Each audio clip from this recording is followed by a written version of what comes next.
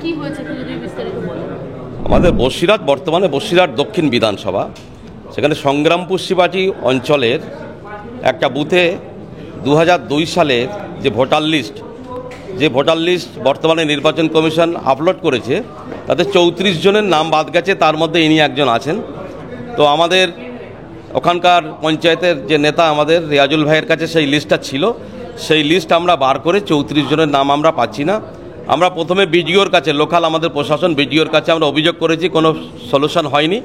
আমরা মহকুমা শাসক অর্থাৎ এসডিওর কাছে আমরা ডেপুটেশন দিয়েছি, কোনো সলিউশন হয়নি, যার জন্য বাধ্য হয়ে আমাদের পশ্চিমবঙ্গ প্রদেশ কংগ্রেসের সভাপতি শুভঙ্কর সরকারের মাধ্যমে আমরা আজকে এই নির্বাচন কমিশনের রাজ্যের যে চিফ যিনি, তাঁর কাছে এসছি এবং ওনার সঙ্গে আমরা কথা বলেছি।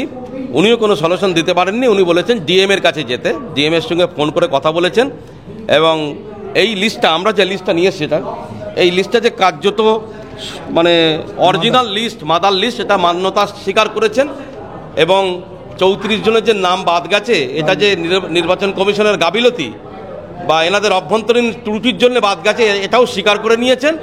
আমরা বললাম স্বীকার তো করছেন, তো এই 34 জনের ভবিষ্যৎ কী হবে?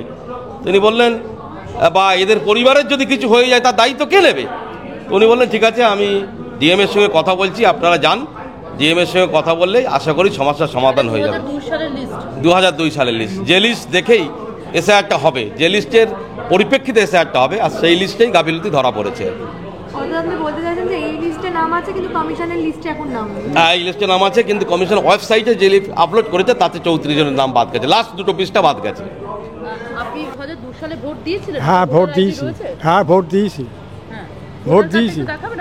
ভোটের কার্ড বলতে মানে আমার 2002 সালের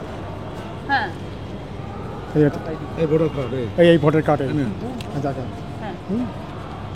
নাম আছে কিনা দেখেন। 2002 সালে আমি ভোট দিয়েছি। হ্যাঁ, ভোটে কিন্তু নাম পাইনি, এই নাম নেই 2002 সালের আপনার ওই যে লিস্টিতে নাম নেই। আচ্ছা, কথা বললেন কি? আপনাকে কিছু বললেন? সিইওর সঙ্গে কথা বললেন? ডিএমের কথা বলিস তো। আরো ভালো ভালো খবর দেখতে সাবস্ক্রাইব করুন বাংলা হান্টের ইউটিউব চ্যানেল। বাংলা হান্টের আরো খবর দেখতে নজর রাখুন। বাংলা খবর মানেই বাংলা হান্ট।